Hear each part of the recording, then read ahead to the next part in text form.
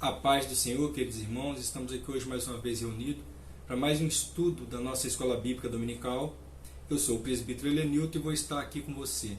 E juntos nós estaremos passando por mais essa lição da nossa querida Escola Bíblica Dominical. A lição que nós estudaremos hoje é a lição de número 5 e ela tem por título A Missão da Igreja de Cristo. O texto áureo ele diz para nós assim: e perseveravam na doutrina dos apóstolos e na comunhão e no partir do pão e nas orações. Está em Atos 2, 42. A verdade prática diz: como sal fora do saleiro cumpre a sua função de salgar, a igreja, quando adora e discipula, testemunha das insondáveis riquezas de Cristo. Olha que maravilha, né? A igreja, quando ela adora, quando ela fala da grandeza do Senhor, ela está testemunhando da grandeza do nosso Deus. Que maravilha, né? A leitura bíblica em classe, ela encontra-se no Evangelho de Jesus, segundo escreveu São Marcos, no capítulo 16, do 14 ao 20, e no livro de Atos, no capítulo 2, versos do 42 ao 47. A palavra-chave desse estudo é a grande comissão. Grande comissão é a palavra-chave desse estudo que nós estaremos fazendo hoje. Essa lição ela está dividida para nós em 3 tópicos. O tópico 1, ele fala pregação e instrução. Ele vai falar para nós sobre isso. O tópico 2, adoração e edificação. O tópico 3, comunhão e socialização. Nós, na lição passada, já falamos um pouco sobre a grande comissão, sobre o propósito da igreja, mas hoje nós vamos estar nos aprofundando um pouquinho mais nesse assunto, porque é do que nós vamos tratar nessa lição. A introdução, ela vai dizer para nós o seguinte: nesta lição nós vamos estudar a missão da igreja de Cristo. Veremos que a igreja é chamada para proclamar a poderosa mensagem da cruz. Assim, ela cumpre a sua vocação de eleita quando participa da grande comissão deixada pelo seu fundador, Jesus Cristo. A igreja, quando ela cumpre esse ide de pregar o Evangelho, ela está cumprindo com a missão que foi designada pelo próprio Jesus, que foi o fundador da igreja. Ao contrário de que muitos pensam, de que muitos acham, né, que foi fundada por algum discípulo, não. Jesus ele foi o próprio fundador da igreja. Portanto, a igreja de Cristo exerce uma grande missão nesse mundo, quando ela prega o Evangelho. A pregação e instrução, o primeiro tópico. Nós vamos ver agora o primeiro subtópico dele, que diz: proclamando as boas novas. A igreja foi fundada por Cristo como uma instituição para abençoar o mundo. Essa já é uma das funções da igreja. Ela é uma instituição para abençoar o mundo. Mas de que maneira? De várias maneiras. Ela traz, né, como foi falado no início, no texto, ela é o sal da terra e é a luz do mundo. Né, e ela precisa fazer a diferença. Né, mas precisa fazer também a diferença com um certo equilíbrio. Quem cozinha sabe que se você coloca pouco sal, a comida fica aquela comida sem sabor, aquela comida que aqui na minha região a gente chama de desenchavida, né? Fica aquela coisa sem gosto, sem tempero. Por outro lado, se você também coloca muito sal, fica impraticável, fica impossível de comer essa comida. Então, a Igreja de Cristo ela precisa ter um equilíbrio sobre a face da terra, na mensagem do Evangelho, na forma como é transmitido, como a Igreja vive e caminha sobre a face dessa terra. Falando ainda do Evangelho, né, e da missão da Igreja, Marcos usa o verbo grego kerisó, que traduzido ele significa pregar, proclamar. Esse verbo ele aparece 61 vezes no Novo Testamento. Olha quantas vezes nos é direcionado no Novo Testamento a pregação do Evangelho, a proclamação das boas novas de Cristo aqui na terra, né? Nós, como Igreja de Cristo, nós temos essa missão de proclamar e de levar o Evangelho. O segundo subtópico diz assim, o objeto da pregação. Outro termo usado com muita frequência no Novo Testamento para se referir à grande comissão da igreja é euangelizó. Esse verbo ocorre 54 vezes no Novo Testamento e seu sentido é de trazer boas novas.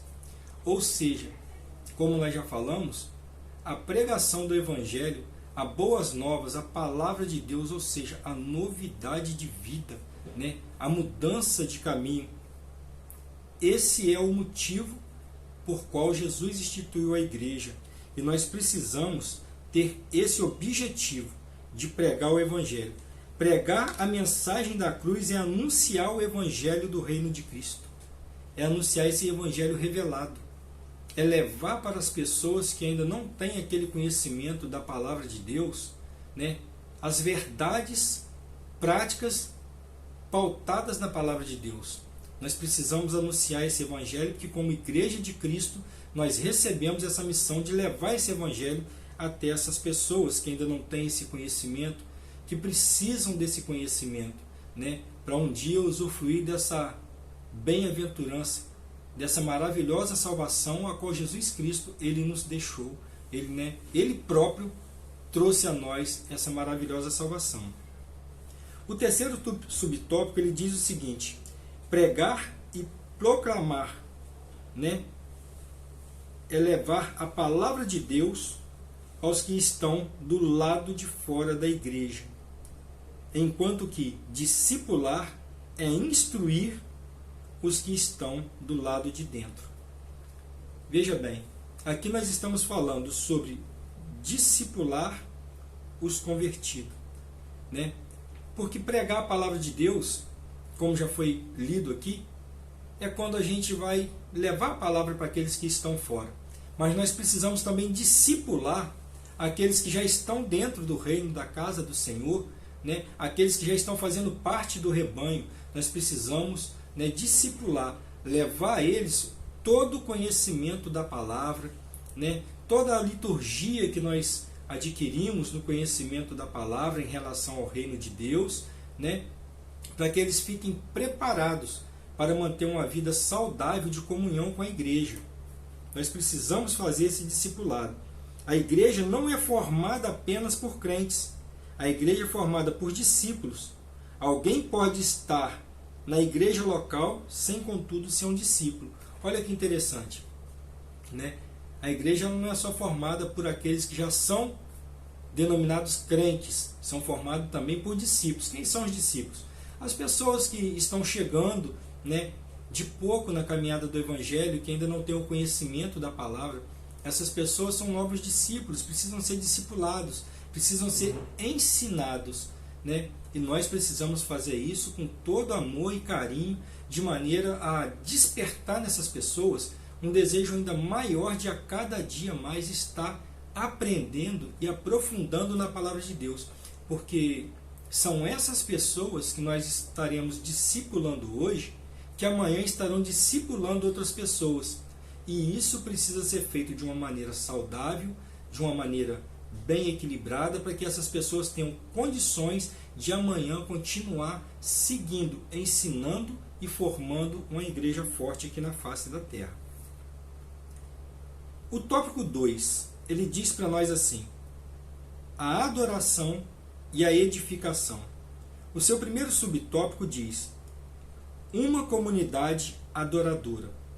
No contexto bíblico, a adoração significa dar glória devida somente a Deus. Olha bem, segundo a Bíblia, a adoração é isso: dar glória devida somente a Deus. Né? A adoração não é algo que se faz apenas no momento do culto. A adoração é algo que nós fazemos durante toda a nossa vida, durante todo o nosso tempo. Em casa, com a família, na rua, com os amigos, no trabalho. Aonde quer que a gente possa estar, nós estamos o tempo todo adorando ao Senhor. E como assim? Com a nossa vida, com as nossas atitudes, com as nossas práticas, com a nossa maneira de viver, com a nossa maneira de lidar com as pessoas, com a nossa maneira de compreender o mundo.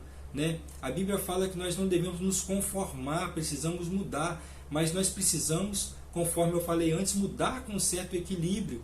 Precisamos levar as pessoas ao entendimento da palavra de Deus, porém de maneira simples, com amor, com carinho, né? Para que elas possam chegar a esse entendimento de uma maneira saudável e reconhecer Jesus como Salvador das suas vidas. Né? Então, quando a gente olha, a gente vê que foi usado antigamente, durante os tempos bíblicos, o termo grego latreia, que traduzido significa adorar. E mais à frente, em Romanos 12, vai ser usado esse mesmo termo para a palavra culto, né? Em Romanos 12, capítulo 1. E a gente precisa ter essa adoração. E quando a gente adora fora da igreja, pode ter certeza que o resultado ele reflete na vida da igreja. Mas como assim? Né? As pessoas que veem o nosso exemplo de vida, elas com certeza vão sentir o desejo de conhecer a Deus da maneira como nós conhecemos, de servir ao Senhor da maneira como nós servimos.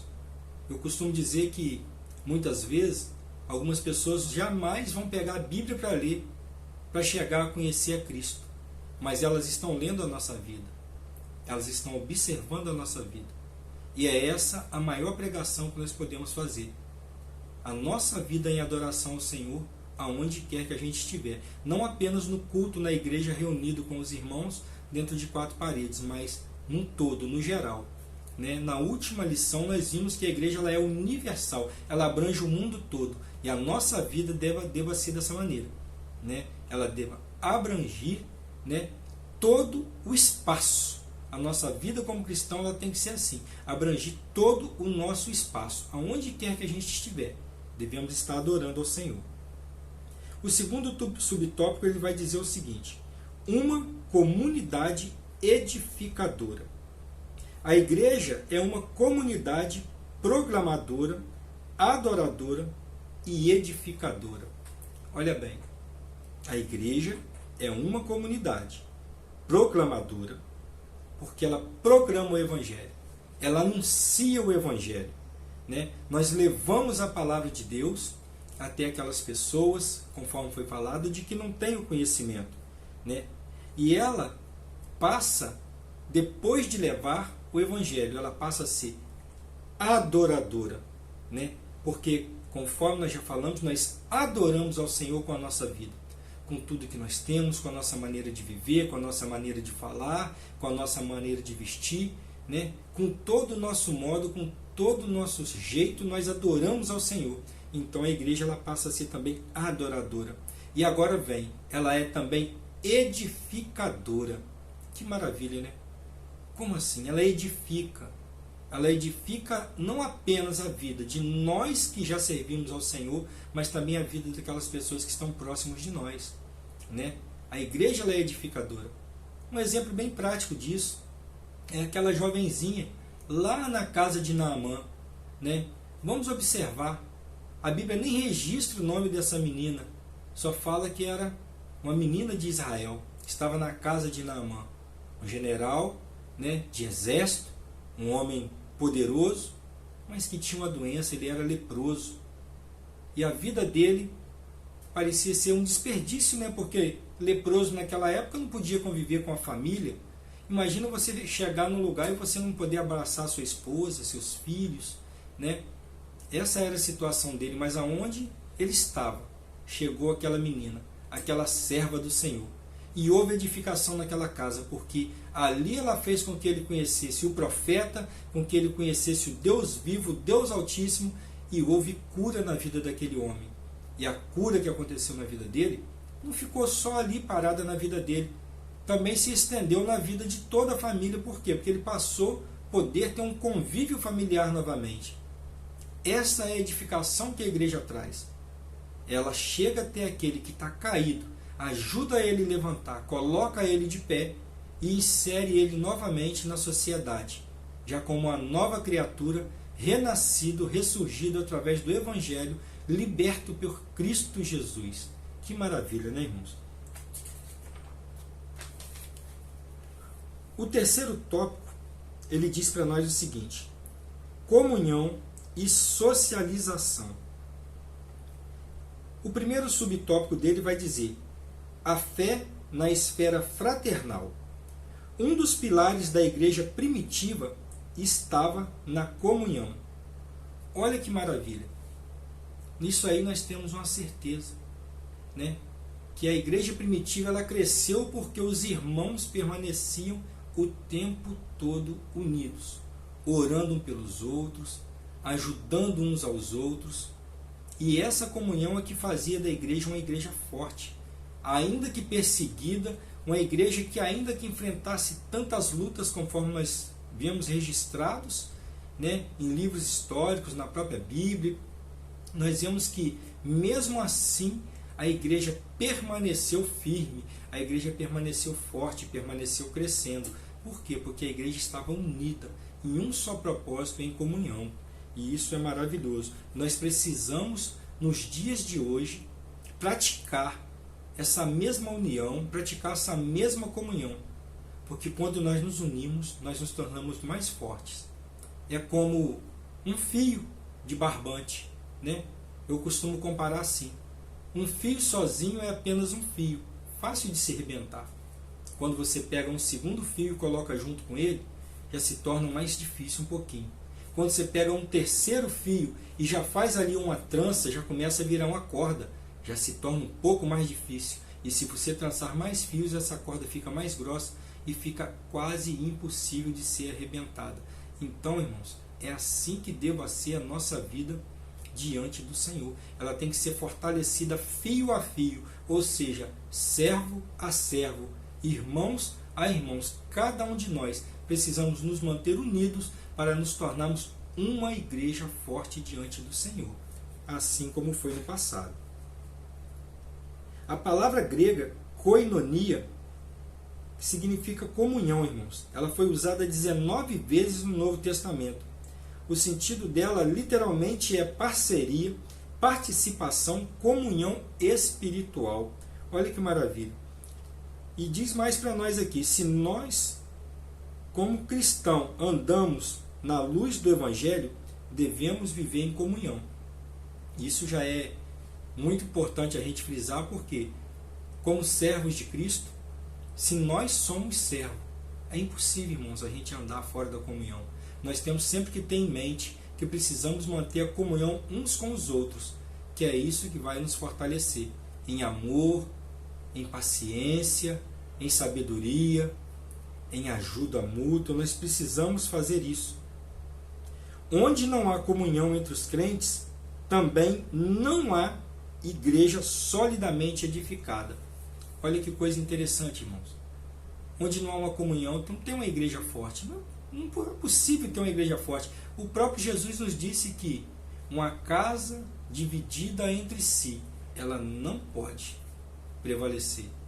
Então, uma igreja onde os membros se dividem, onde formam grupinhos, esse grupinho aqui é do irmão fulano de tal, esse aqui é da irmã fulana de tal, esse grupinho aqui é da mocidade, é da juventude, e a juventude já divide mais um grupinho, que já não lida com aquele irmãozinho ali, que já não abraça o que está aqui. Essa igreja ela não sobrevive. Não sobrevive. Os membros são fracos, a igreja é fraca, né? E a tendência dela é ruir. Porque a própria Bíblia nos ensina isso. É uma casa levantada sobre a areia.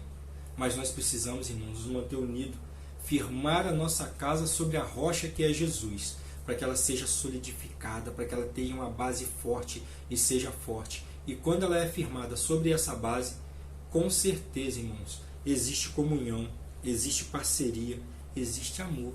E com isso a igreja, ela cresce e segue caminhando. Jesus orou pela igreja, pela união da igreja e seus discípulos. Está registrado, né, em João 17, 21. A passagem ela vai dizer para nós que Jesus ele orava ao Senhor e pedia: Pai, que eles sejam um, assim como eu e o Senhor, assim como nós somos um. Né? Jesus ele pedia que nós fôssemos um, cada membro, né, se tornasse realmente parte de um corpo, assim como Jesus com o Pai também era um. Olha que coisa linda.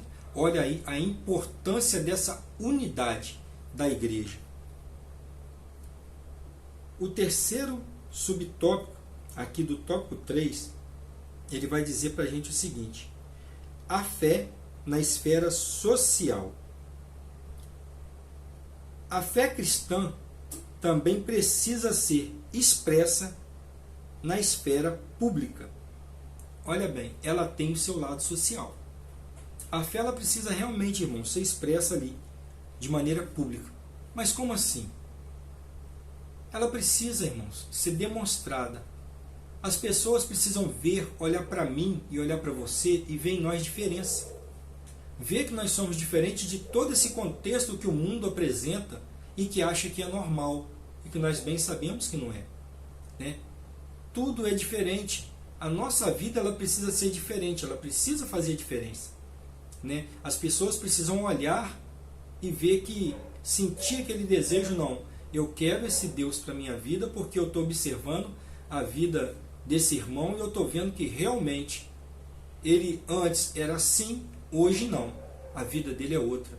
Ele age de maneira diferente, pensa de maneira diferente, e essa diferença está sendo boa para a vida dele, e isso me faz desejar também que a minha vida mude e que mude para melhor. Esse é o emprego social, de certa forma, né, que nós precisamos. E também, irmãos, de outra forma. Como assim? Ajudando aquelas pessoas que precisam, né, fazendo o trabalho social que a igreja deva fazer.